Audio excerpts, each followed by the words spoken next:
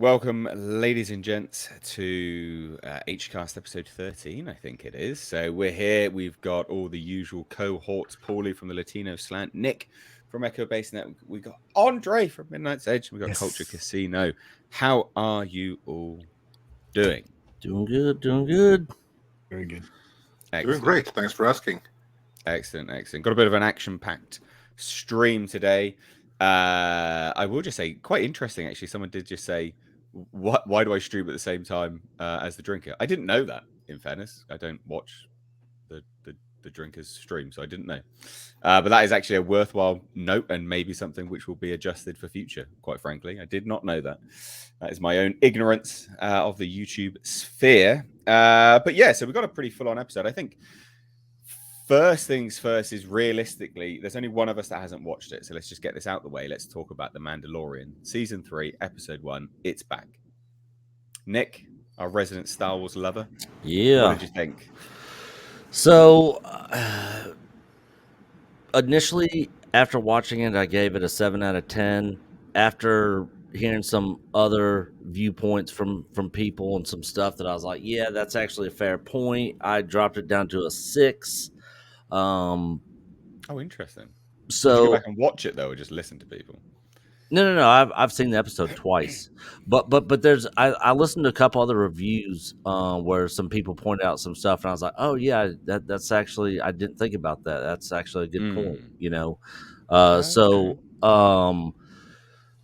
So yeah, I dropped it down to a 6. I liked the episode. I didn't think it sucked. There was nothing in it that I thought was like really woke or or there was identity politics or some sort of agenda message being pushed or anything like that in the entire episode. You're just like 7 out of 10. Yeah, I was like, we actually got a space battle, which I liked, and they actually brought back I think they're called R-147s, the ships, the fighters that the pirates are flying from, that actually first appeared in the TIE Fighter PC simulator back in the 90s, and then was an X-Wing versus TIE Fighter and X-Wing Alliance.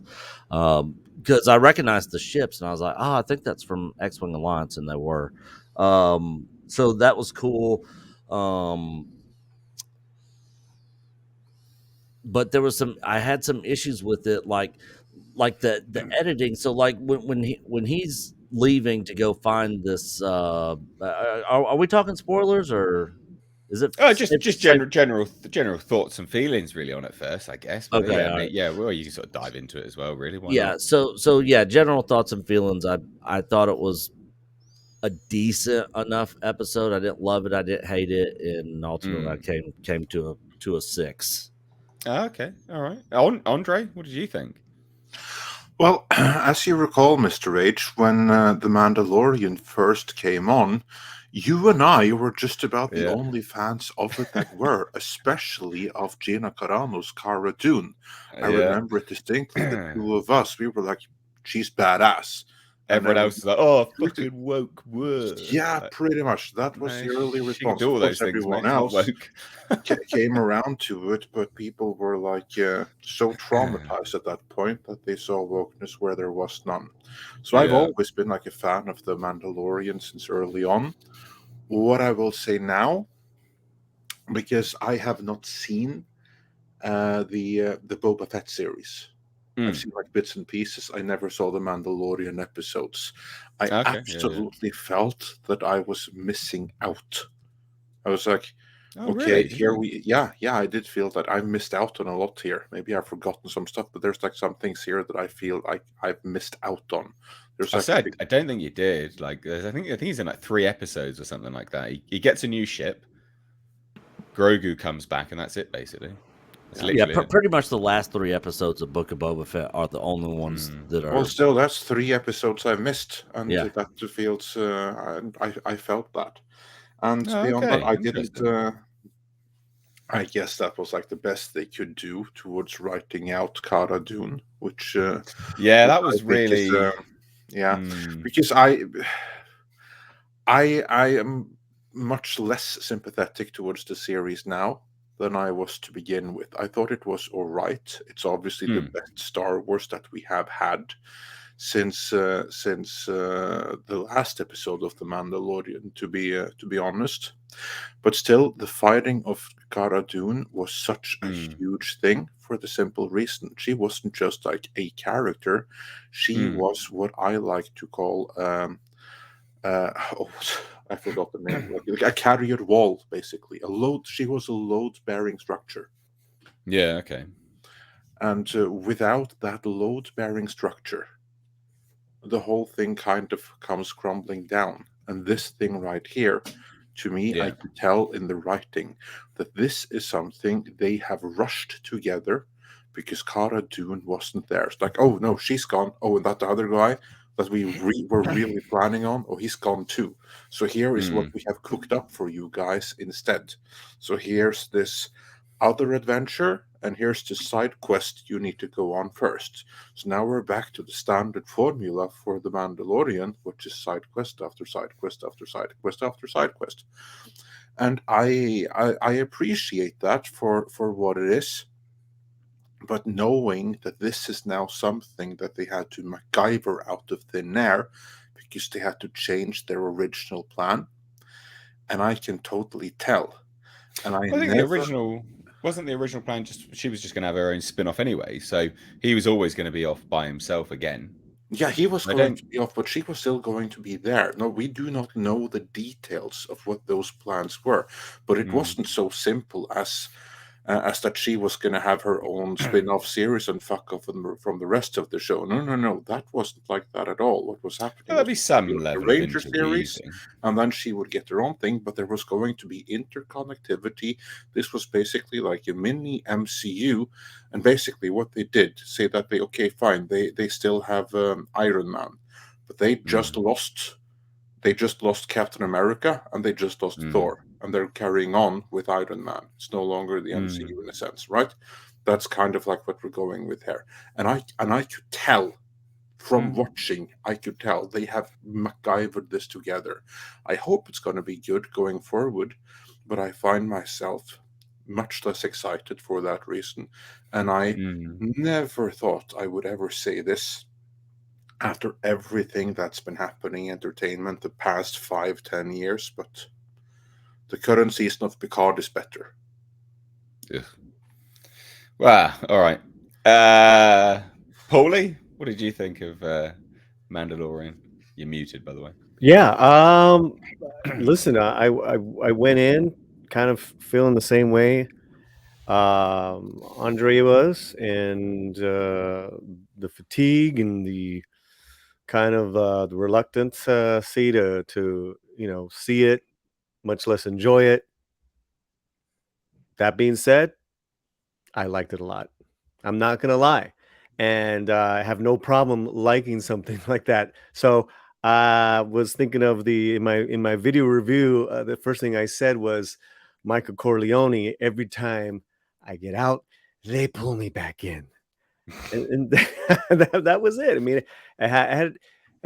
it had surprises for me. It was gunfights, it was monsters, aliens, twists. Even in the beginning, that beginning fight, as far as me thinking it was gonna be. Are we doing spoilers? It doesn't matter. Yeah, I don't think it matters too much. Okay. Yeah, I thought that little kid was a Din Djarin, like it was a flashback. That's what I thought. Right, I thought that was a great twist. Where I was like, "Oh, he's coming to save the day. We got our hero." Yeah. And like what Andre said is that this is the best that we have right now of Disney Star Wars, and I get it. Some people just think it's mediocre, that it's okay. I get that too. I really enjoyed myself. A couple things about Cara Dune's character. There is an opening for her to come back. Absolutely. Probably not in this season, but if things work out the way Favreau wants it to work out, don't be surprised. Also, too, Andre's correct in as far as her character was really becoming part of the stable of characters that we were really beginning to grow attached to. You have the two leads. You have Apollo Creed. Apollo Creed. Grief Cargo. Yeah, thank you. Gina, Ming-Ya, and Boba, but Ming-Ya and Boba were really kind of like, on the outskirts, a little bit Bo-Katan, but you had these characters were like, wow, like I'm really starting to get Had a attached to them. roster. Right. And they took that from us. As far as Gina, but she didn't make she doesn't, it's not a make or break for me, for me, I'm going to be honest, her acting in the first season was wooden at best, and it got better. So that's, I think that's, so I'm looking forward to the next one. I actually was surprised that they got so much in there just in 35 minutes. I was like, wow. Yeah, I'll give you that. Well, so my thoughts for anyone that might be interested. I'm interested, but I didn't go in with any level of apprehension. I don't think I'm gonna like this. I don't care. Like, I like this show. I'm unashamed about it. Sure, like, it sucks that Gina Carano got fired, but I can separate the show from this and just watch it as it is, and that's what I did. And I went into it and I enjoyed it as it is. Like, I didn't have any apprehension. It was nice to be back in this world. There was no element of needing to pull me back in. I'm happy. I like this world. I enjoy it. The one thing I will say is, by comparison to the likes of Andor, for instance, because that is such an elevated show by comparison, much more mature, this definitely does feel much more aimed at children. We knew that anyway, but obviously now that we've just had Andor and we have this now on our screens, you can compare them quite nicely and go, yeah, wow, like, this is really, really, really, really much more aimed at kids. So there is that sort of element, but I don't care. Like, I still enjoy it. It's good fun. I enjoyed it a lot. Really enjoyed the opener. I enjoyed all the religious sort of iconography. That was quite good fun. It's good to see Baby Grogu back. It's just a good fun world. Like, I don't, I don't think Gina's presence was missed that much, to be fair, at all. Literally at all. If they hadn't addressed it, I wouldn't have thought about it at all. I just would have gone, okay, sure. Like, it wouldn't have crossed my mind that much. Again, if I wasn't in this sphere, this space, and I think normies as well are much the same, I don't think it would have crossed their mind, to be fair. Like, it just doesn't really cross people's minds that much. Yeah, like, and this doesn't remove the fact that what happened to her sucks. Of course it does. Like, I've done videos on it, but I can still separate that and enjoy the show. So yeah, there's my thoughts on it. It was good fun. It was good to be back. Well produced. There's some dodgy CGI here and there. Some of the flames were pretty dodgy at the start, but all in all, yeah, I liked it. And yeah, Grogu's a badass, grabbing those little babu fricks, trying to cuddle them and run away with them. His little pets. Hilarious. Oh, no baby, no bad baby. So yeah, like, I also don't feel like I don't feel like this has been muddled together. I don't feel like this story particularly has been like, they've got to rush this. Like, I feel like whether they have or they haven't rushed it, to me, it still feels like a natural progression of the story arc that they were following with the dark saber. To me personally, what do you think about that, Nick? Because obviously you being the sort of Star Wars lover that you are, do you feel like this is out of kilter from what they've done? Or do you feel like it goes quite nicely with what they've set up? You mean in previous seasons of Mando, or just Star Wars in general? Well, so because Andre said it felt like, I don't want to put words in your mouth, Andre, but you said words to the effect that it was sort of hodgepodge together, something like that. Yeah. I felt it was. I'm not going to say that it felt rushed, because it was very well produced. I enjoyed it more than I have any other Star Wars since the last episode of Mandalorian. I hope this is going to be as good as that, so that I'll be able to enjoy it for its own thing, because I do like what Favreau has going here. Well, let's face it, if Star Wars is to be saved, this is the way. It is the Mandalorian that has to do it. But I kind of do feel that this isn't not rushed together, but we're watching a plan B. Yeah. Okay. So did you feel like that, Nick? Do you feel like it was a plan B or not? A little bit, because it seems like, and I don't know what their game plan was from the start. Those Mando episodes in Book of Boba Fett, I don't know if those were planned to be in there. I don't know if it was the plan to bring Grogu back into Mando so quickly. Apparently, have you seen that? Apparently, a few years have passed. Grogu was with Luke for a few years. Apparently, 2 years. Yeah, that's what Favreau said. But the thing is, the show doesn't let you know that. It doesn't indicate that. No, Yeah. I know. I would have liked to seen that on screen. Yeah, exactly. I agree. And so there's an issue there with, and that's part of the reason why I think it to some people it feels rushed, and I can see that point of view for sure. It does sort of feel like a plan B. In most of this episode that we got, it was just pretty much the same stuff that we already knew. It was almost like it was like a review, like, you know, that they gave us the breakdown of previously on, you know, Mando at the very beginning, where they show us what's happened up to this point. But then the whole episode was almost pretty much the same thing, just letting you know what's going on and what he's doing and that sort of thing.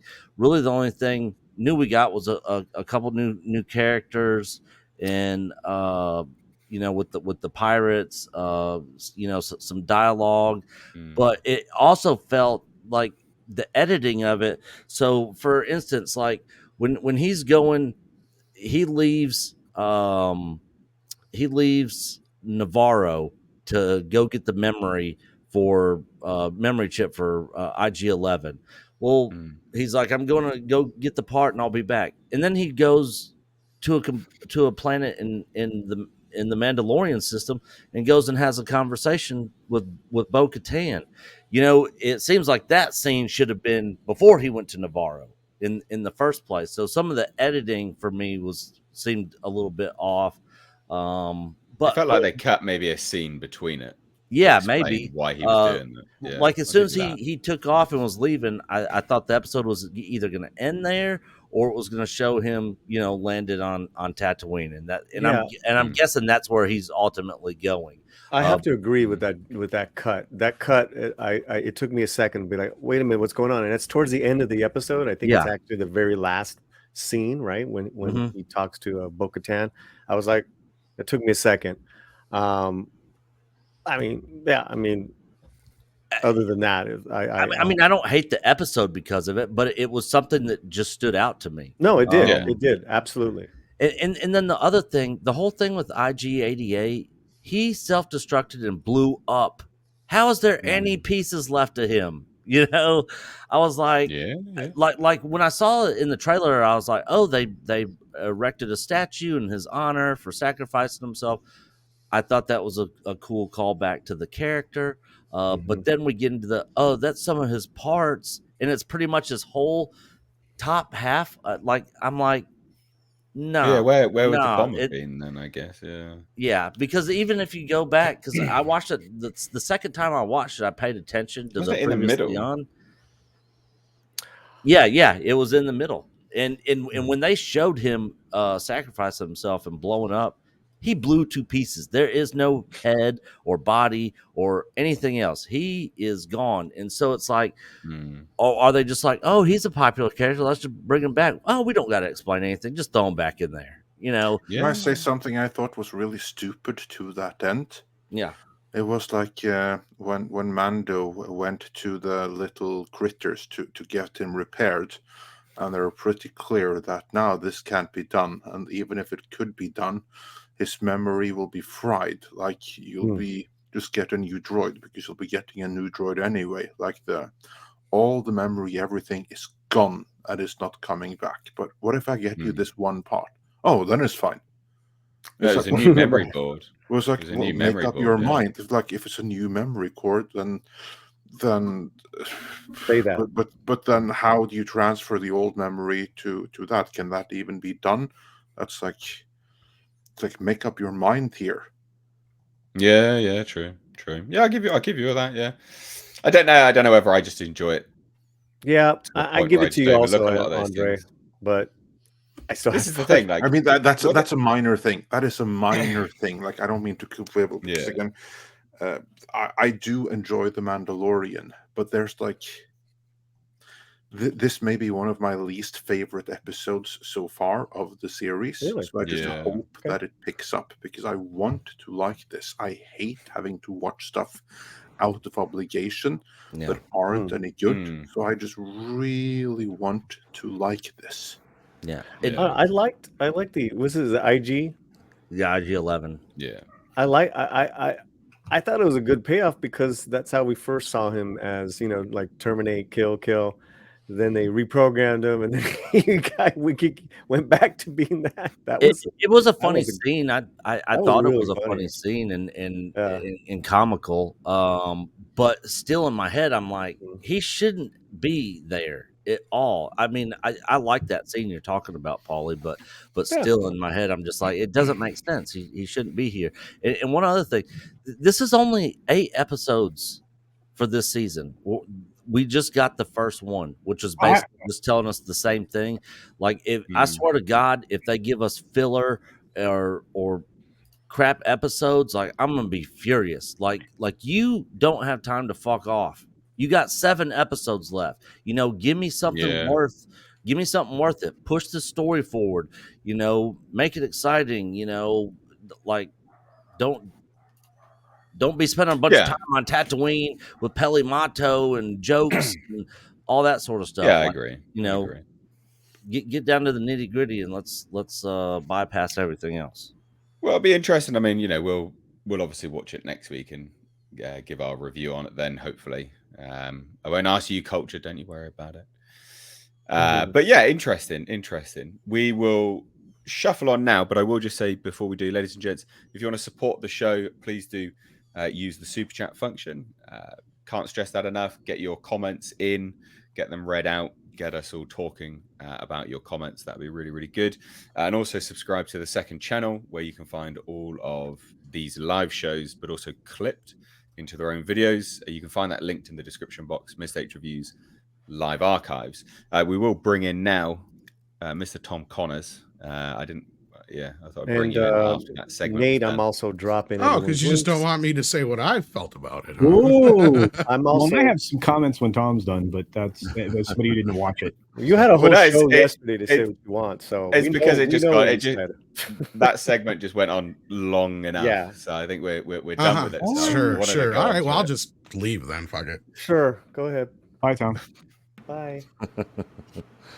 I will say it was interesting listening to you all contort yourselves into praising this thing, despite all the butt fest that we had. But this. Yeah. I was like, I don't care. Like, I'm happy to enjoy it. The thing is, there are plot holes in everything. Sure. Right? There are, like, even Hellraiser, right? Hellraiser is a fantastic film, cult classic, right? Plenty of people love it. At the end, one of the Cenobites is just underneath the house, just at the end, just underneath the house, just there, just lurking around underneath the house, apparently in the rubble. I mean, that's a plot hole. There's plenty of plot holes in all things. The thing is if something is entertaining enough for you to overlook the plot holes. So if they're pointed out by people who find it less entertaining, it's stupid of you to then bury your head in the sand. I'm happy to acknowledge it and go, oh yeah, that's a valid point. Still enjoyed it. Yeah. I like I said, I mean, there's always going to be stuff like that thing completely obliterated itself, but no, it's back. Well, I didn't even realize. That's the thing. Like, see, that's something. Because there was such a long time between the end of season 2 and the beginning of season 3, I didn't even realize. I didn't even remember that had happened. Right. Completely blown up. But why does he need the robot? Please explain it to me, because they sure didn't in the series. No, I don't know. I know this that Nick said that there were 8 episodes in this season. I would say no, there's 10. 2 of them were just called Book of Boba Fett. Well, 3. There was 3 in the Book of Boba Fett. Yeah. But yeah.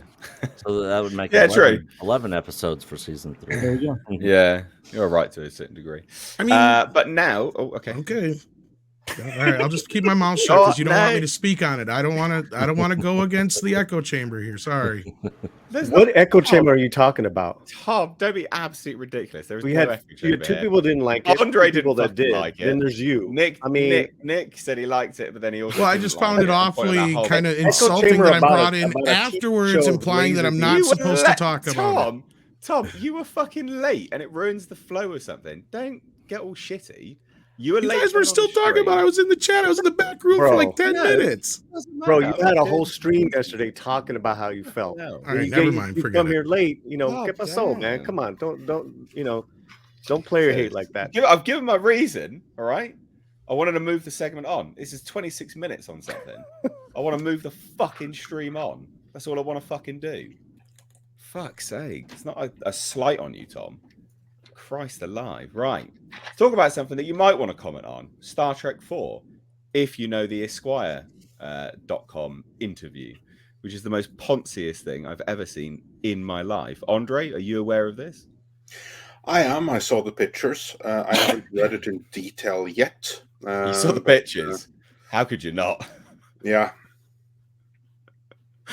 Tom, have you seen this?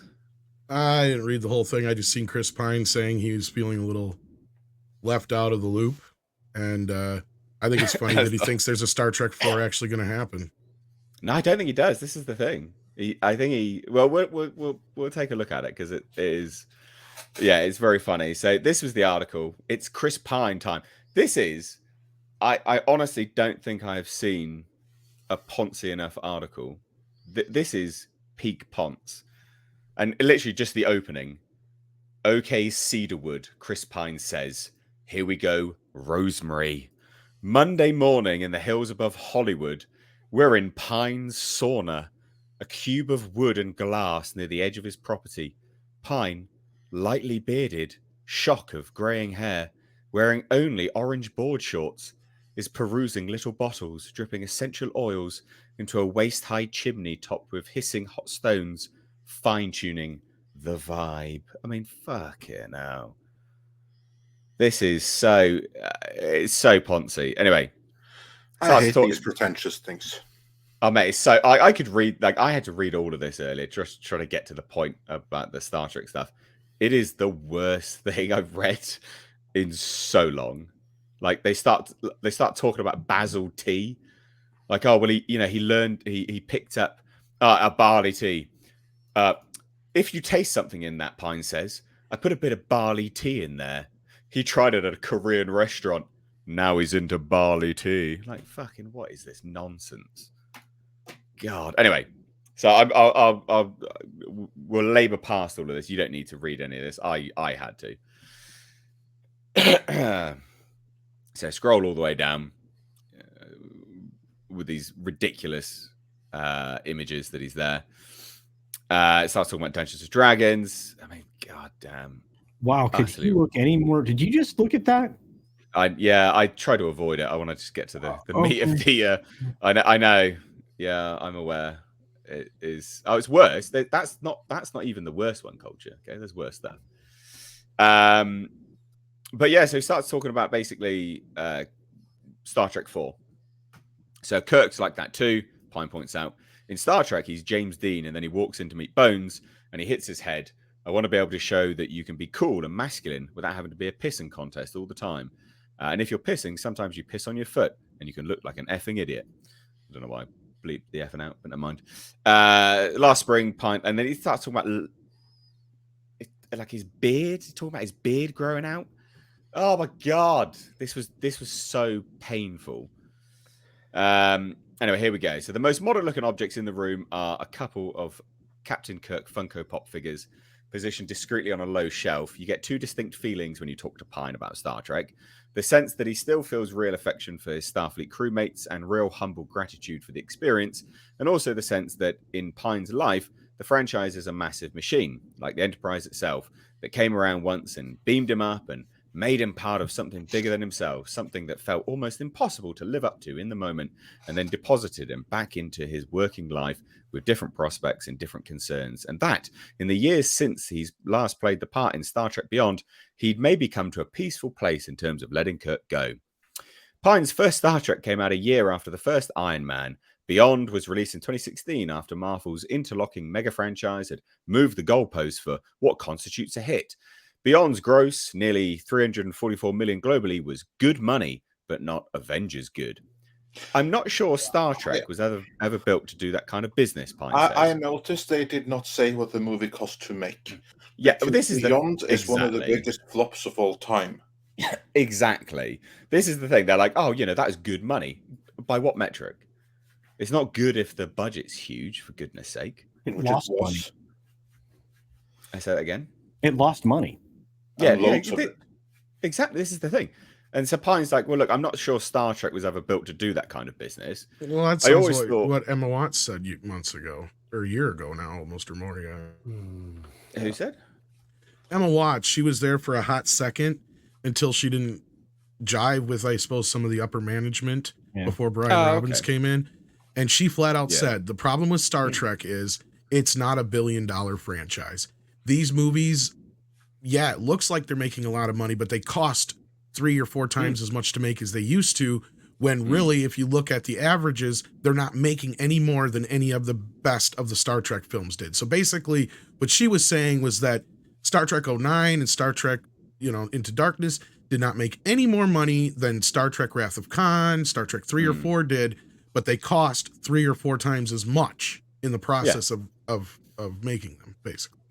Yeah, well, exactly. But Pine gets it. He's made these comments before, right? He's just like, look, I always thought, why aren't we just appealing to this really rabid fan group and making the movie for a good price and going on our merry way instead of trying to compete with the Marvels of this world? And then the interviewer chimes in, so we don't know quite how much was actually said. He says he'd like to span more years as Kirk, but wouldn't be surprised if Beyond was the end of it. That's what the interviewer says. But then we get quotations. So this is the irritating thing about these interviews. After the last one came out and didn't do the $1 billion that everyone wanted it to do, why on earth were you it'd be nice to get $1 billion, but why were you expecting $1 billion from Star Trek? Because you spent all things. Because you spent $185 million to make it.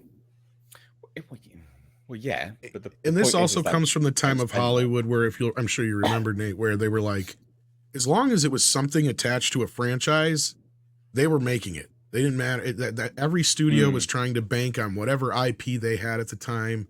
This was very close to the Star Wars sale.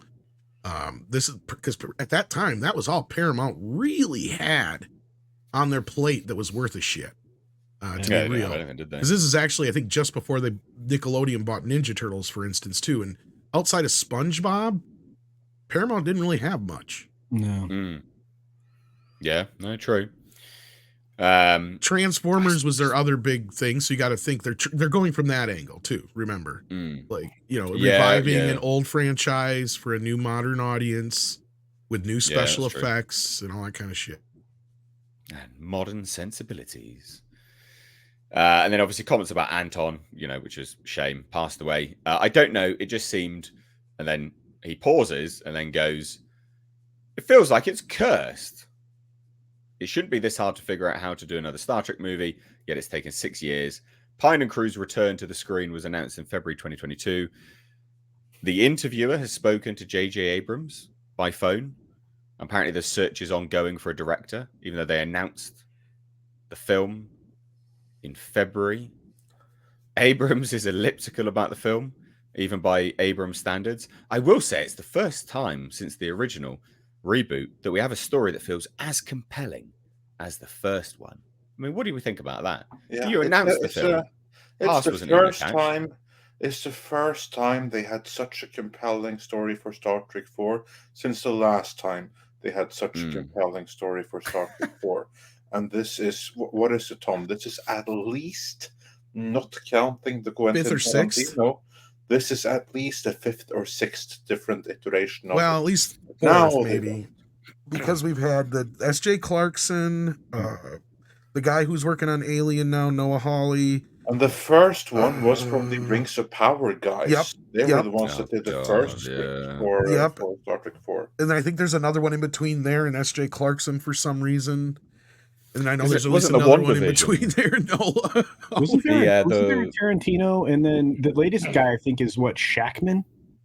Yeah, that's the WandaVision guy. Yeah. And then who was the guy that left him for Fantastic Four? Was that Shackman? Yeah. Yeah. Okay. Yeah, he went to do the Fantastic Four reboot to Disney. So yeah, and the Tarantino one was hilarious, right? Like, because Yeah. I don't know, did you guys ever hear Tarantino's take on that whole thing? I know some of the cast here has, but I don't know if Nate has. I can't remember what it was. Not yet. The short version though was they called him in to do it, and he's like, "I'll do it, but I don't want to do this alternate universe shit. I don't understand it." And he's like, JJ says, "Nobody understands it. Nobody gets it. Do whatever the hell you want. I don't care. Just get a movie made." Basically, in so many words. Oh my god! He was getting desperate because they'll lose. They lost the license and everything because they just can't get anything off the ground. It's just like when you hear that they're struggling to get something like this off the ground, you just think there are utter idiots in Hollywood. All these people are so insanely stupid, insanely stupid. But Chris Pine, he did kind of not add very much weight to one little thing though. This movie would have been made several times over if he had been a little bit cooperative.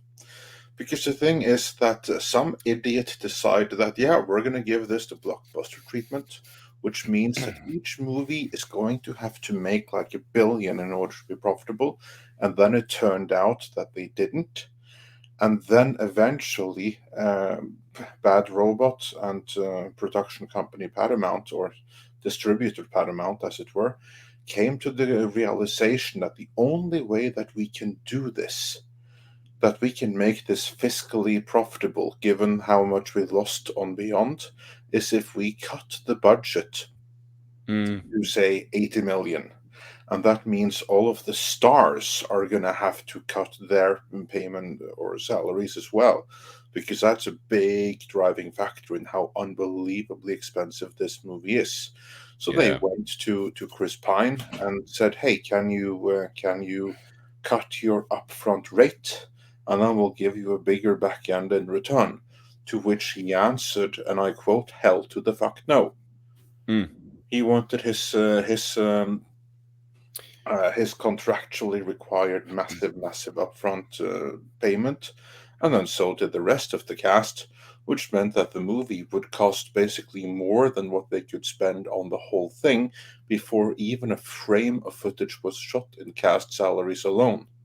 For the past 5-6 years, that's been the real reason why it hasn't happened, because then all the different filmmakers, they were working with the take that we only have so much and we'll develop it, but we can only do it if these casts sign on to it, despite taking pay cuts. Yeah, well, I think there's two ways of looking at that. Like, you are completely right, but from like Chris Pine's perspective, playing devil's advocate, he's looking at these movies going, "But they don't make any money, so no, I'm not going to cut my salary because I'm not going to make anything on the back end." But then also, it was contracted. I see the point. Like, yeah, I see both sides. Like, I completely agree. And the end result is that it's no movie. Yeah, absolutely. Yeah. But in fairness, perhaps that's for the better. Let's be honest. Perhaps that is actually for the better. Considering some of those takes, yeah. It's not just Chris Pine either. You got to remember, Zoe Saldana's price has skyrocketed since then. Yeah, Jesus. Like almost every other member of the cast, except for probably Zachary Quinto's price has gone extremely high. Well, also, they wanted Hemsworth as well back, so his price would have been ridiculous as well. So. Unless they had something in his original contract where they got him for a steal, you're right. That's the other problem, is enticing him back to the project. Yeah. So then, apparently this movie being as good as the original, Pine's like, "I don't know anything." In Star Trek land, the actors are usually the last people to find out anything. I know costume designers that have read scripts before the actors.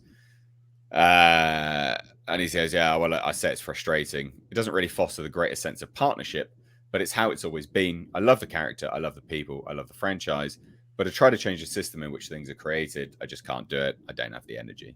And that's basically it. And then you get more Ponzi photos. Well, the other side of this to what I was saying is Chris doesn't really need Star Trek anymore either. So why should he take his price down? They need him a hell of a lot more than he needs them. Let's be real. Look, I completely agree. I don't see why he should cut his price down if it was contracted, and also if their films weren't making that much money. Why would you? Because if their deal is, well, you'll make money on the back end, he's looking at it going, there's no back end. You made no money on the. What are you talking about, idiot? You lost money. What? You're not offering me anything. Actually, you're offering me work for nothing. Like this, why would I do this? So I see it all, but I'm like, I don't. I mean, look, I could understand if it was like a more of an indie IP, and they were trying to start something all out together, and it was, maybe the director's like, yeah, Pine's just being a dick because he doesn't want to take his price down a little bit or something like that. That's not the case here. We're not talking about some little indie thing or something that was, they all started together. This was Star Trek. They inherited it basically. But if you look at the arc that was provided by the TNG films, right? They did okay, they did really good, and then they went downhill real fast and didn't make any money.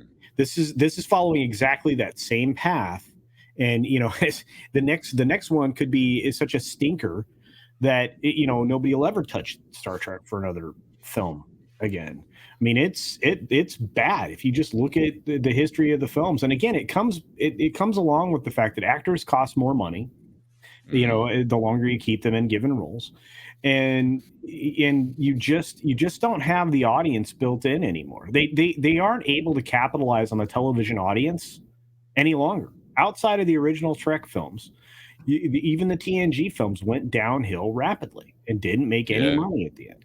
I mean, Nemesis cost them $60 million, and its global box office was $67 million. Jesus. They didn't even finish Insurrection. Wasn't that the one, Andre, where you've got like the blue screen in the background still, where they didn't even bother finishing it? I think it was. Yeah, I think so. I think there was a couple of scenes like that in there. There was one. I don't recall which one, but there was one. I think it was Insurrection. Really yeah, I think it's Insurrection because I think it's during the scenes where he's fighting. I just forgot his name. Who played the main bad guy in it? F. Murray Abraham. F. Murray Abraham. I think that's when he's fighting him, if I remember right. Sanders says yes, so I think that I'm correct on that one. God, I can't think of a film in the Star Trek thing, absent the original cast and crew films. I can't think of one that I would want to be inspired to or want to view a second time. I mean, Culture, you were right about the TNG films. Here's the thing, and that's what I was getting to, is they were like amortizing those at the end so badly, right? Like they were feeling like B-level films. Yeah. By the time you get near the end, like most of the sets are redressed sets, all the costumes and everything is reused. They even reuse special effects shots in some of those movies. Yeah, and they took advantage of the fact that they'd been doing a lot of that in HD already. So they just, it's bad. Well, I think if we don't get another Star Trek, I'm not going to cry about it. Let's be honest. And here's the thing: sure many other people aren't. I don't think, Nate. I don't think we're going to get another Star Trek film. I think this is. I don't know. They removed it, didn't they? They removed this from their calendar. What they announced in February, that's gone. Last February. There's still supposed to be some Discovery movie project, but I believe that's going straight to Paramount Plus, if I remember. They were trying to push it into December 31 of this year for a release. But I don't even know what's going on with that anymore. So. They ain't coming. Here's the other thing is that there's been like no movement on anything Star Trek for the last few months here. And I'm wondering how badly Kurtzman effed up. Yeah. Because they have not gotten a green light for anything else going forward that I know of that hasn't already been greenlit prior to the last few things. So, jeez, there was even a Star Trek. Was it Star Trek Net or whatever? Wherever they put the positive Star Trek news, they always try to spin it positively. They couldn't even put a positive spin on the fact that nothing's been greenlit going forward. Yeah. Well, I think we'll shuffle on because we've got a new member, Wallace Franks. Yeah. Thank you so much. Previous member, actually. So I guess rejoined at a certain point. So thank you so much. Really do appreciate that. And then we had, let me scroll up. We had 2 super chats come through. If you want to support the channel, you become a member, you become a Patreon, you can do super chats, many ways to support the channel here. And I would appreciate it all. Finbar White for £5 says, "Hi, Mr. H, everyone. Hope you're all well. Does the guy bathe in milk? It's just a shame we never got the Tarantino Star Trek." I was one of those people that really wanted the Tarantino Star Trek. I just thought it'd be a laugh. I would have much rather gotten that than J.J. Abrams' Star Trek. The thing is about the Tarantino one is to me it signified a breath of fresh air. Like, you know, like I don't know. I just thought it would have been interesting personally. What I think would have been funny is people would have been expecting it to be a Tarantino movie. Well, he's a big Star Trek fan. Yeah, I was just gonna say it would really probably be the most Star Trekky thing we've gotten in the last 20 years, and everybody would have been just like, "Oh, okay," like, yeah. But from a cinematography perspective and like an auteur filmmaker perspective, I think it would have been fantastic. That's what I mean. Like all of it, yeah. Yeah. Yeah. It would have felt like something shot in the 1960s. Yeah. The original TOS film series. grain on it as well. He would have made it feel like an original series episode because that's kind of what he wanted to do. Really. Yeah. Paulie, did you want to say something? He just liked the cast because they looked and felt like the original cast to him. He didn't care about the storyline. But yeah, sorry, Paulie. No, you know, Tom, we talked about this before as far as anything Tarantino. Going off on I could care less about Star Trek. Sorry, guys. But in regards to Tarantino, we were talking about him doing a killer adaptation of Zoot Suit. Remember, Tom? It was like, yeah, you know, that's anything definitely his visual. That would definitely get his right. You know, anything that has to do with kind of like that, you know, a period of the last century. I'd say from the 20s on up. I would love to see Tarantino. You know, breathe some life he's into done the it, Western. Yeah. He did Inglorious.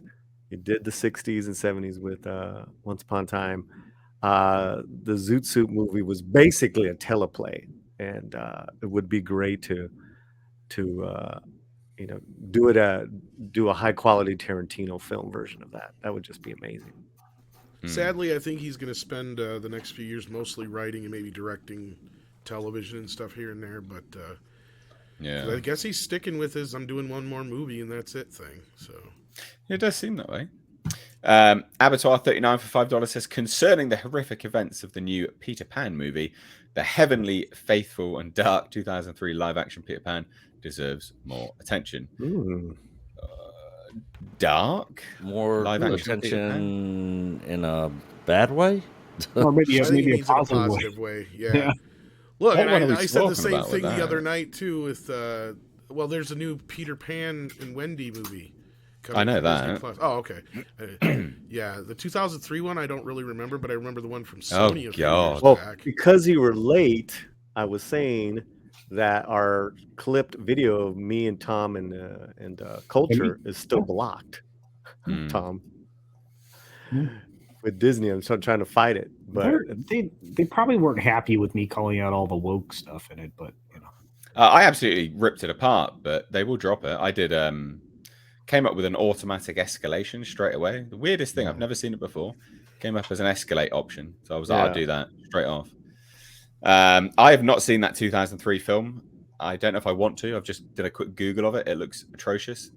So I'm not going to lie, Abattoir. I don't think I want to watch that. But thanks for the super chat nonetheless. I do appreciate it.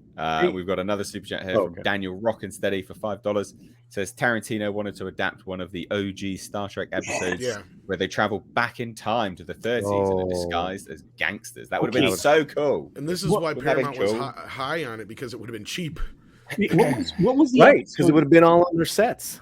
Right. And what was the episode where they actually did that? What was? They go back. I don't to remember the the actual name of it, but I think it was third season. Piece of the action. Piece of the action. That would have been epic. Right. My good. Yeah, and let me just kind of say, I don't care about anything modern Star Trek. I should have said that. The last 25 years, I could care less. Okay. Yeah. All right. Always right. He likes the OG. The OG We'll and the films from the 80s. Shuffle on to our next topic, which is Hellboy has been cast in the new Hellboy reboot. It's not good. I'm not going to lie. I think it's awful. There you go. That's your Hellboy. Oh, jeez. Your reaction's just looking at him instantly. You're like, what the fuck? I feel like he's gonna, go. Can we get David Harbour back? Yeah. Like, I'll go back to that. Like, yeah. Harbour was brilliant. Or even the guy who played Drago's sons. That guy's awesome. Yeah, he is pretty awesome. He's He's pretty big guy too. Well, you've got this guy, Jack Kesey. Apparently, there's a new Hellboy in town. Jack Kesey will don the red makeup for the Crooked Man. Oh, for good look at this dude. I can see that they're going for budget here. Yeah, this makes me concerned for Red Sonja, actually. Much more concerned for Red Sonja. Why does this make you concerned for Red Sonja? The same company, mate. Oh, Millennium. Yeah. Ah. You not know this? Yeah, it's the same company. Oh, I didn't know that Millennium had picked up Hellboy. Yeah. Yeah. I think they're going to be. Haven't they? They're gonna be filming this. They did the last one. They're going to film this in the new Bojana Studios then in Yes. Bulgaria. Yep. Okay. Huh. Well, now I'm actually more intrigued again because really? Yeah, really. Wow. And again, but it depends entirely on the filmmaker because I'm fairly optimistic about Red Sonja, not because of Millennium, because Lord knows they can't do anything good to save their lives unless they have a decent filmmaker doing stuff for them. Like, for instance, they have the Expendable movies. They work because of Sylvester Stallone. Whereas in the hands of the director, I'm not too worried about Red Sonja. So who's the director here? This is the big question. With Millennium, it's Brian Taylor. That's Brian Taylor, the guy who did Crank. Color me intrigued. Intrigued. No! Oh god! I like Crank. That's like one of the coolest action movies I've seen. Well, I would said about the second one, the better. So you got a good director's choice in Andre's opinion, but are you digging this actor, Andre? I can, because this guy, he's probably more of a stunt man, I would imagine. Looking at his facial structure and his bone structure. Now picture some latex on top of that, color it red. Look at what the Hellboy looks like in the comics and stuff. I can see why he may have been cast. It's funny you say that because when I first saw this, I was thinking that he would. Oh, go back to the photo really quick. I was thinking that this guy was one of the old members of Color Me Bad. Oh, but just look at the bone structure there, and then look at the picture of nobody. Wallace Hellboy. I think this is where they're going with this. He looks like Slim Maybe to me, Paulie. There you go. Hi-oh. Comedic stylings here, everybody.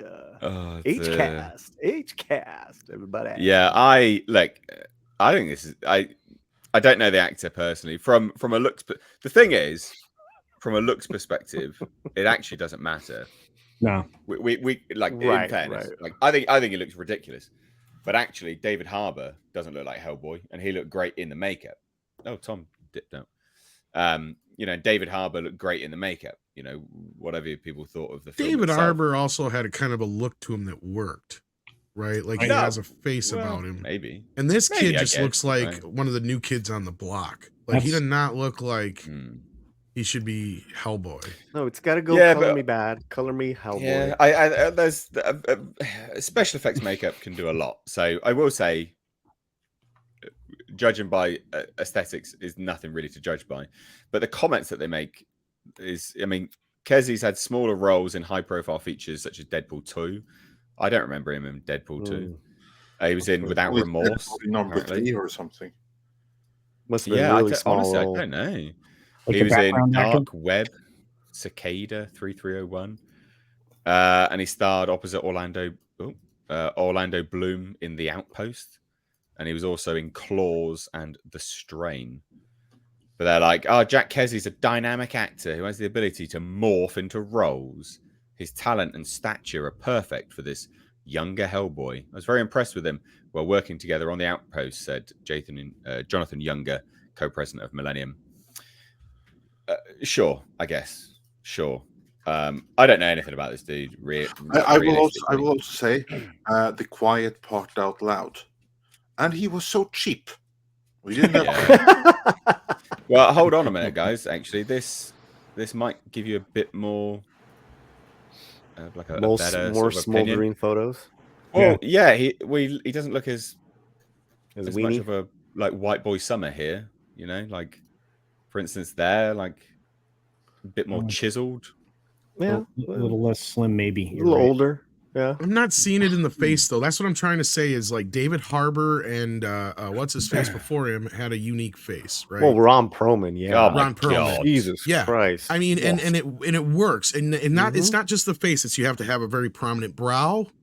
Which it does. Well, he does have that. He does have that, but he has too long of a face, is what I was gonna get to. Like you have to have just kind of a Ron Perlman is like the biggest head in Hollywood. He does, but it's wide. Right? Like that's what I'm saying. Like this, like even David Harbour has a wider face, right? Like, but actually, this works because this one he has like a longer and slimmer face. But that's actually works really, really what? great. Is this the same actor? Yes, oh wow. the same actor. I mean, you could be right, Andre, and Nate's right. I mean, you can do a lot of shit with makeup. I'm not saying you're wrong. I bet if Gary J. Culture's jealous right now, he would be saying, "Oh yeah, this guy right here, he has the perfect face for Hellboy makeup." This is like when you look at this guy's face, he has the kind of face that some person who does like heavy latex special effects and apply that to a person's face. I love that. That's true. Like this. I just want to know if Culture can get his hair straight and darkened like that. I can't. That would be sick. Also, to be fair, would you imagine really Tim Curry is the Lord of Darkness in Legend in '85? No, I'll give you that. That's the definitive Yes. level as well to me. I think but I mean, again, Tim Curry is a completely different actor though on another level. Yeah, I'm sure. I mean, I don't know this kid's acting, but I highly doubt he's got Tim Curry chops. Well, some people are saying he's really good actually. But also one thing that's detrimental, his stats, for instance. He's 6'2", so tall. He is only 73 kilos. Well, that is fucking tiny, ladies and gents. 73 kilos at 6'2" is tiny. Basically, he is skinny. This is a skinny dude. Really skinny. I can't stress that enough, guys. Yeah. That's very, very, very, very padded up something fierce with the makeup. Or I also see that he looks like he has like really, really big ears compared to like the rest of his head. But for the kind of makeup, I'm serious, for the kind of makeup, like, it does, yeah. That's actually an advantage. Yeah. I mean, this guy right here, he wouldn't be your James Bond. But he's like the perfect dude to actually cover up in a makeup kind of role. He has the perfect features for it. Slim face, long face, slightly bigger ears, so that they'll be like nice, symmetric, and perfect shape when you get all the padding with the extra makeup on. Yeah. I mean, I'm bigger. I think my only concern is that he's teeny. I mean, yeah, sure, like like he'll have a old padded suit and stuff, but that's exactly just like Ron Perlman did. I mean, he's like a very normal sized dude. But he was padded to oblivion, as Hellboy should be. Yeah, no, I'll give you all of that. We shall wait and see. I think this is definitely on the cheaper side of things, which in fairness is actually a good thing. Yeah. It is a good thing. don't get me wrong, that's a good thing. If they want to turn this into something that's profitable from a good business perspective, that makes sense. You know, I don't think Hellboy needs to be. You know, let's put it this way: very clearly, they're not targeting Marvel. They're not doing what Star Trek's done, which is a good thing. You know, that's a good thing. They're working within their wheelhouse, within their fan base. They know the fan base isn't huge, so they're not trying to make it this massive thing. I think that's quite smart. Yeah. I just wish that they would do something other than Hellboy, because they tried Hellboy once. I will say that I actually kind of liked the previous Hellboy with David Harbour. But since that obviously didn't work, I'd rather they put these resources into some other adaptation of something rather than Hellboy version 3.0. Yeah, I'll give you that. I mean, they're just doing this as a rights retainer, very clearly. Like 100%. They're just like, shit, got to keep the rights. Obviously. Yeah. But they do have Mike Mignola on the script. I think that's probably just a marquee credit. No, apparently he's like full-blown. Really? Yeah, apparently full-blown, yeah. Okay.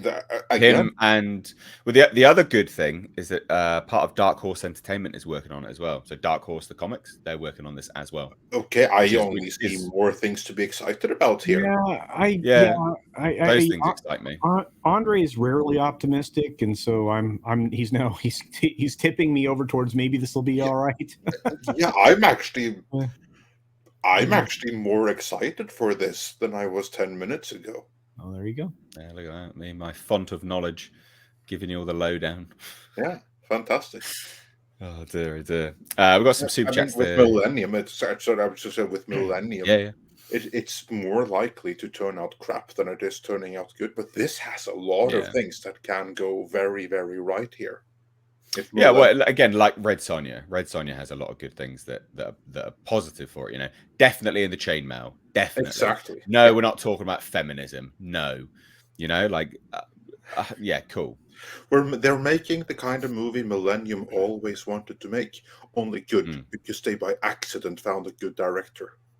Yeah. Did you guys hear that Joey Soloway? Did you guys hear Dark Horse Comics was sold to Embracer, the Embracer group? Yep. Were they? Yeah. Yep. When did that happen? Ages ago, a year ago. Yeah. It's been quite a while. That's because they lost all their good licenses, I'd imagine. That was part of it, but that wasn't the only thing. Really, the big reason was that Embracer, they just wanted to go and suck up every single property and brand they could, and they saw that we actually can get Dark Horse because they no longer have all the stuff that used to be with Marvel. Yeah, they no longer have Conan. Really, what do they have? Well, they have Mignola and Hellboy. But still, they have some other IPs that we would like to have in our portfolio. So let's go and buy it, and so they did. So Hellboy is now owned by Embracer. Did they lose the comic book rights to Aliens and Predator when Disney bought 20th Century Fox? Yeah. Okay. Marvel took that back right with Star Wars. So Mr. H has even reviewed those comics. Oh, they're terrible. They're genuinely abysmal. real bad. Bad comics. Bad comics. Bad. Anyway, we'll talk about that another time. We've got some super chats briefly. Wallace Frank says Mila Jovovich's daughter is playing Wendy. Did not know that. Yeah, Wendy the Warrior, actually, in this case. Say that again. Wendy the Warrior, actually, in this case. This is the one. This is the way. R.R. Kovac says, thoughts on the trend of buccal cheek fat removal in Hollywood? Look at before and after pics of Anya Taylor-Joy, Sophie Turner, and Dove Cameron. Yeah, I don't know if Anya Taylor-Joy has actually had that. Like, she's always had quite prominent cheekbones anyway.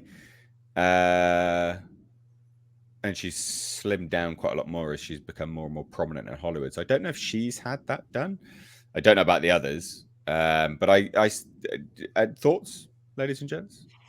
Well, guys on the panel. I think the appeal to young adults and middle-aged people is to try to, shape their face better. The problem is when they get to become older, you end up looking like Madonna.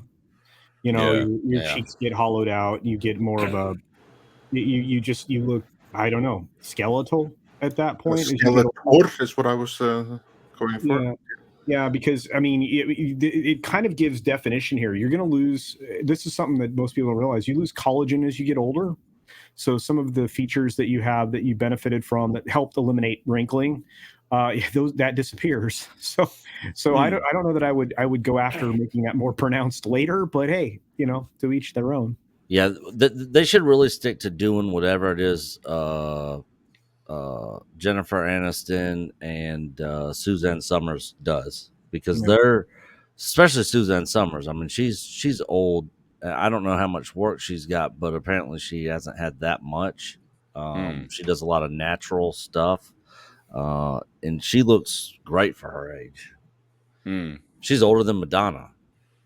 Fucking Madonna, Jesus, that is just the. Well, you compare her and the chick that was from the Bengals. That picture was going around of her the other day, and I was like, "Dang, she still looks like she looks like she's in her 40s, not in her whatever."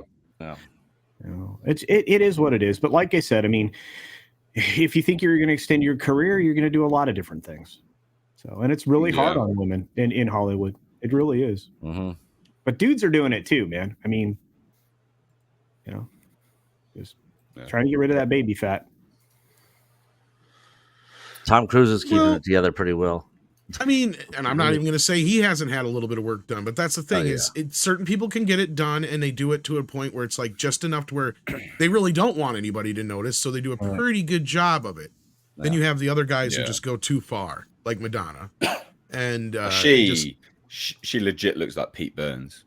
Exactly. Like she's just gone off the deep end. And once you hit that point, it's like there's no going back, right? It's Michael Jackson territory then.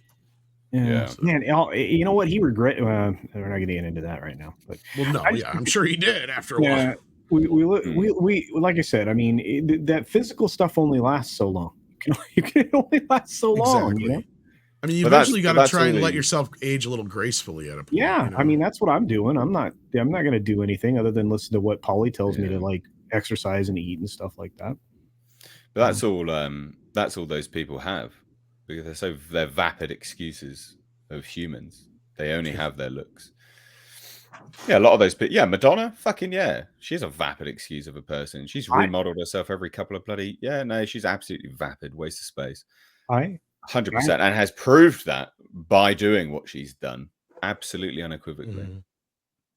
So the truth is, there's not an actor that really hasn't had some sort of plastic surgery, some sort of work done. Hold on, I'll let you guys speak. I'd like to get through this. Yeah, no, guys. Talking about Madonna. On some level, even before they got big, whether it's and it's usually almost a prerequisite to an agent or a manager taking them on. It's like, get your nose done, get this chin work, get this done, and then we'll talk.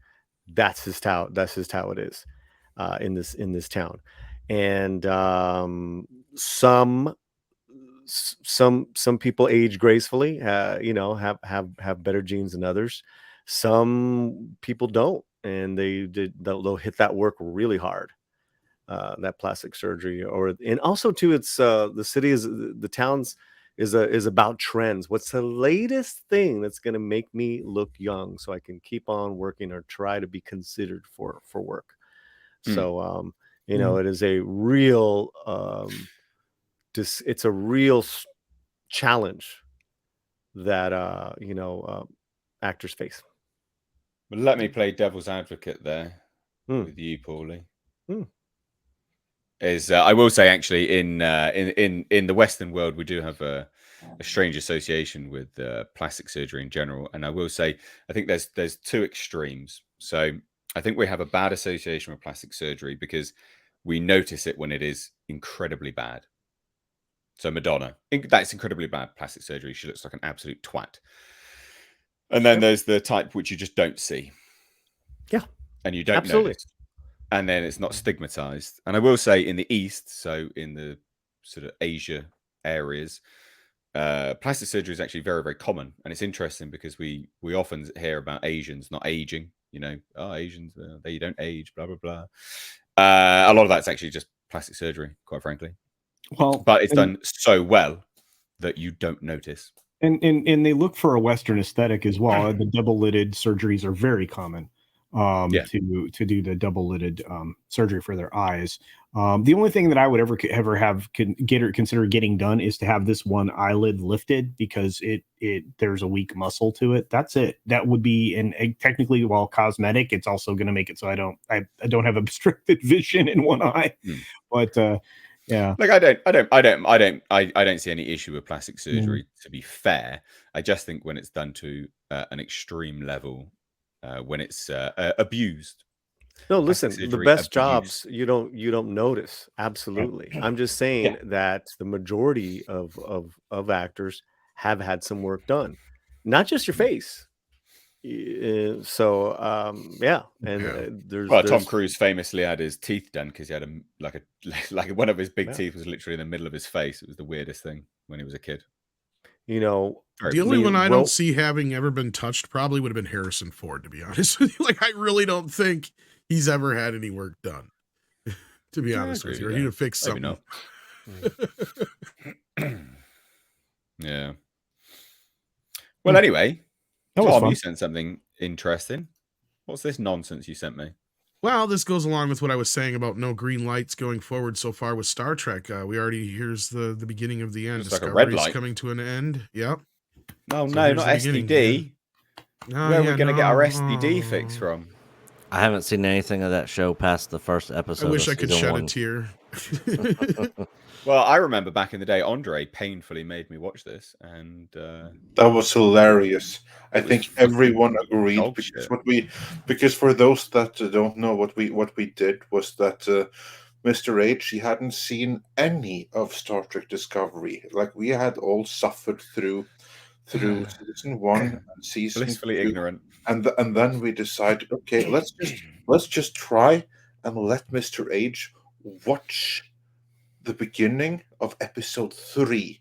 No, because that's like a fresh start, because Star Trek Discovery was so bad that each and every season was a retooling from the previous season, and therefore something of a fresh start. So we figured, okay, we now begin in a completely new setting and everything from season 3. So let's just have Mr. H go in cold without having seen seasons 1 and 2. Just react to season 3. Go.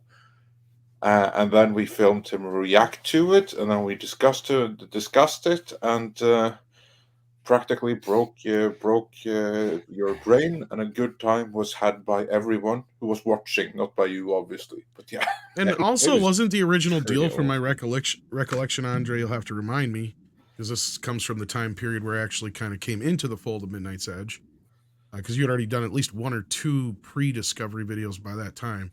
Oh yeah. Didn't they initially have like a 5-year contract with everybody anyway? So we all kind of knew. Like that, yeah, I was gonna say we all kind of knew this is where it was headed. It was always going to be 5 seasons.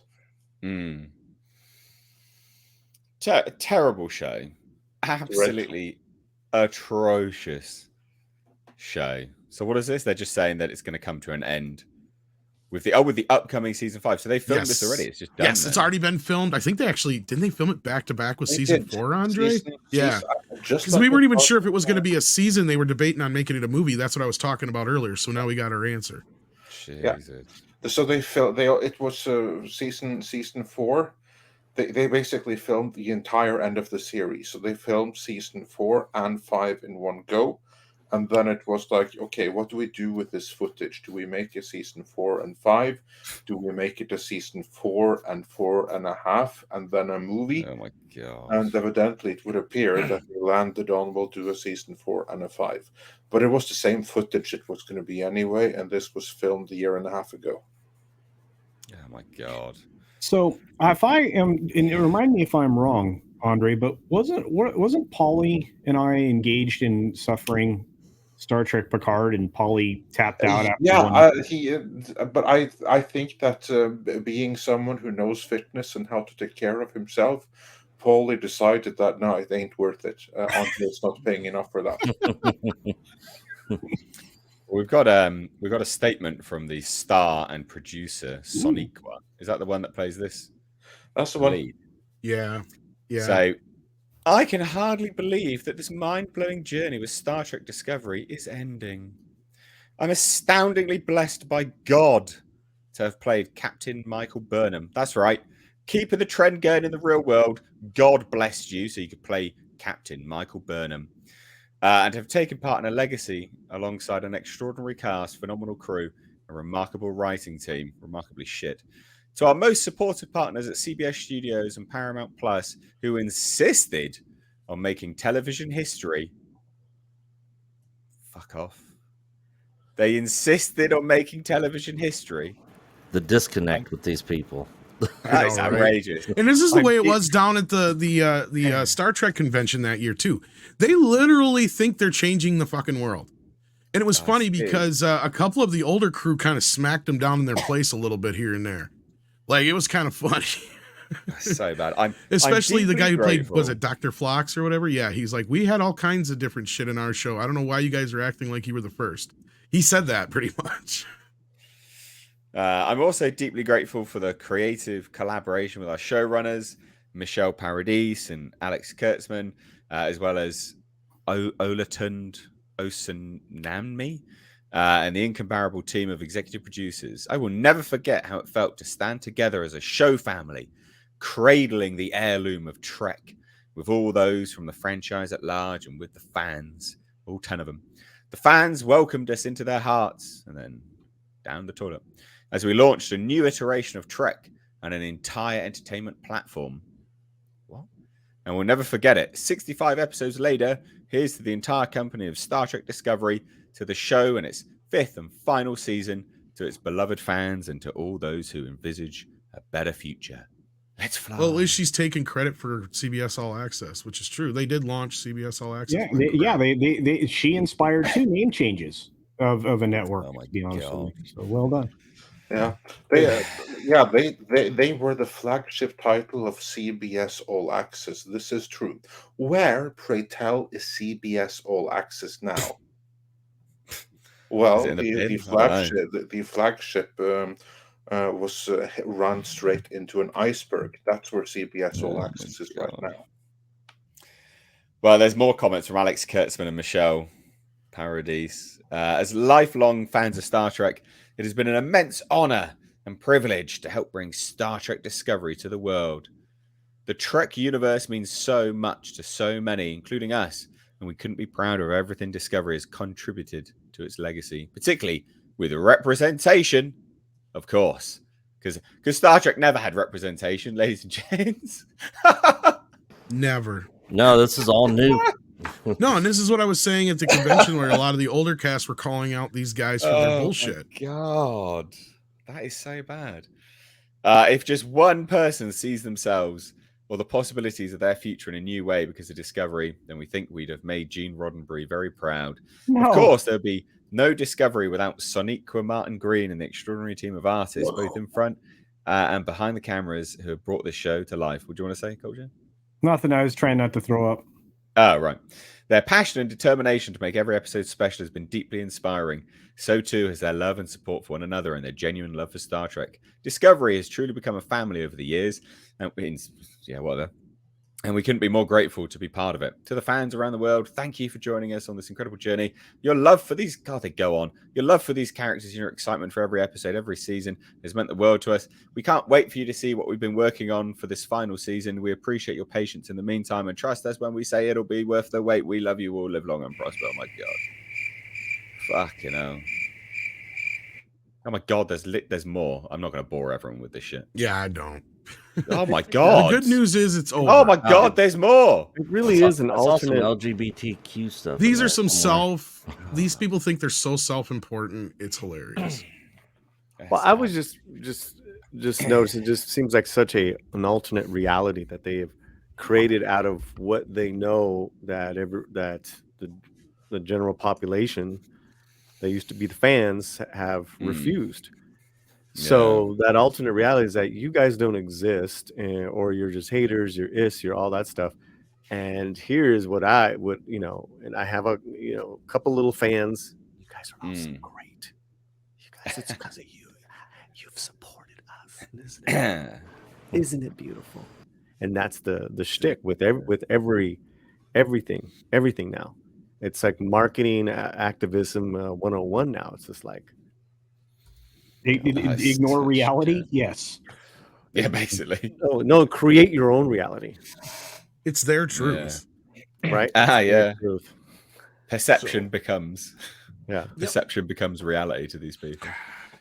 Wow. I can't wait to not watch it. Are you guys going to watch this, Andre? No. No, I don't think I've seen anything since season 2, to be honest with you. I watched season 3 and then I was out. Did I watch season 3? No, I don't think you did. Wow. I'm going to be honest with you. I don't even know what you guys are talking about. What show of Star Trek? Star Trek Discovery, one of the worst shows ever made, period. Not just Star Trek shows, but television shows, period. No, it is literally one of the worst things ever made in the history of mankind. There ain't hardly anything worse than this. That couldn't even save it, Nate.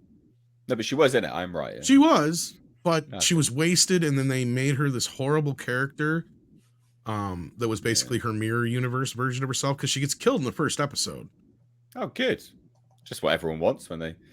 And they kept dragging her along, because I really don't see this Section 30. There's maybe a chance, maybe one slight chance in how this Section 31 show happens. I don't know, but yeah, that was the whole thing. She was supposed to be a big part of that never came to fruition. Akiva moved on, and nobody loves Kurtzman, and I don't see that special agent show showing up. But they did try to tease it in Picard, but it would be a different generation anyway, so it don't really freaking matter. Nope. And I think reality is going to set in at a lot of these streaming services. If they can't afford to drag this content on forever, nobody's subscribing to them for this garbage. And well, not only that, why is Section 31 even a thing? Like, it's supposed to be this secret organization. Everybody knows about it. Not only does everybody know about it, everybody knows if you're an agent. Like, that's James like Bond. Yeah, James Bond was a secret agent, but everyone knew who he was. Well, he kind of told everybody. That's like exactly. So Bond, James Bond. Oh right, yeah. Well, Secret Service, yeah. Am I? Oh yeah, okay. License to Kill, yeah. Fuck it out. Shaken not stirred. Yeah, we've heard about you. Yes, Bob. They did not plan it very well. The initials for the show are STD, and they did everything they could to try to get everybody to call it disco. Nope. And all that did was make it worse, because then all it did was bring up the disco sucks memes. Yep. So they've been in a no-win scenario with this thing since day one. Of their own fruition as well, their own accord. I'm still traumatized thinking back to some of those episodes. It is so bad. It is so hateful. It is so spiteful because of the woke. This is like the wokest, and by woke I here mean cultural revolution, CCP style. Yeah. Commie propaganda show ever made, and it practices segregation and everything.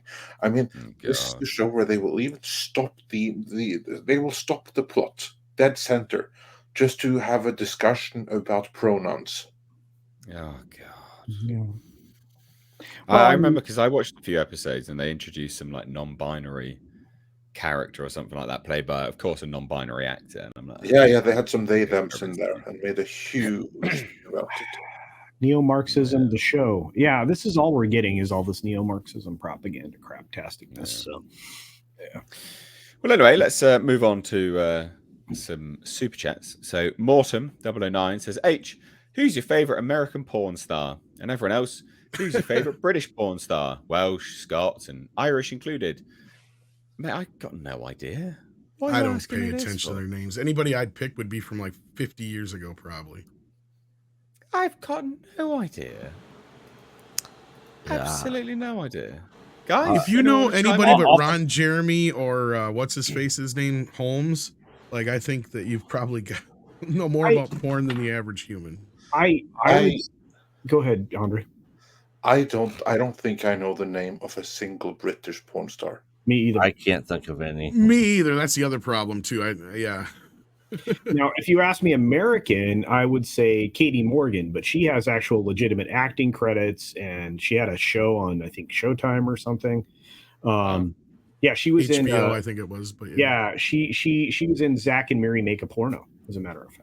So. Oh, okay. I don't know who that is. That might be the only other person I'd know of offhand, maybe, besides like some of the old classic ones. But like we're talking so way back in the day that most people wouldn't even know who they are anymore. Probably. Well, I just remember old school, like Jenna Jameson. Yeah, exactly my point. That was what I was talking about. Well, Nick. that's because that name became, that was like almost like ingrained in sort of pop culture almost, isn't it? It's the sort of Zig Ziglar, I forget what the name of the guy was in Boogie Nights. Like Lucy, or not Lucy Love. Oh yeah, yeah. The chick that was in Deep Throat. I just forgot her name anyway. See, there you go. Something Love. I've got no idea. Yeah, see, that's what I'm saying. Linda Lovelace. You're thinking Linda Lovelace. Thank you. Linda. Yeah, then somebody said Nina Hartley in the there's certain ones if you say them, but like Nate said, they're ones that have been around for so long that their names have like permeated into regular pop culture. China from the WWE. Oh no. Paris Hilton. Yeah, I guess so. One of the Kardashians. Yeah, if you're gonna start throwing that out there, I think every one of the Kardashians has had one. So yeah, well, at least Kim. I mean, that's like her whole claim to fame, isn't it? That's how she was. Yeah, pretty much. Yeah, true. Ancient Seller says, Miss H watched Picard season 3. It's a techno thriller, unlike Terrible STD and previous seasons of Picard. Don't love the family theme though, as that stuff doesn't resonate, as fatherhood never appealed to me. I'm not gonna watch Picard season 3. I don't care for it anymore. I'm not gonna lie. And I also don't really like I don't like the lead. I can't remember his bloody name now. My brain's gone blank. Yeah, I don't like Patrick Stewart anymore. Just because of his comments over the first season and like about Brexit and Trump and stuff. I just don't care. Yeah. I'm not in. I just don't want to watch him, and I don't want to watch Picard because I don't like what they did with it. No matter what happens now, I always know that he's a Gollum. He's not actually Captain Jean-Luc Picard. That's so true. I like to call him the android replica of the late Picard. Yeah, so I just don't. Yeah, no, I'm not going to watch it. Basically, Wallace Franks for £5 says, "What's happening with the Babylon 5 reboot?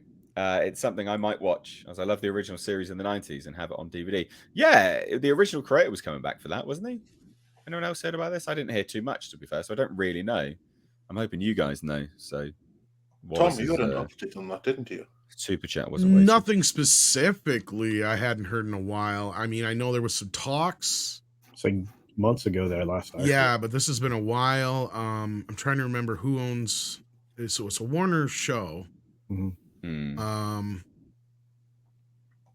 I know, didn't they recently just remaster it on HBO Max, and that had I think remember. They were kind of test and see how that was doing in there, because there was a proposed a reboot from Michael Straczynski, but I had not heard anything recently from that camp. So offhand, nothing comes to mind that you probably wouldn't already be up to speed with. But yeah, that's somebody we probably should try to have on one of these days on Midnight's Edge for sure.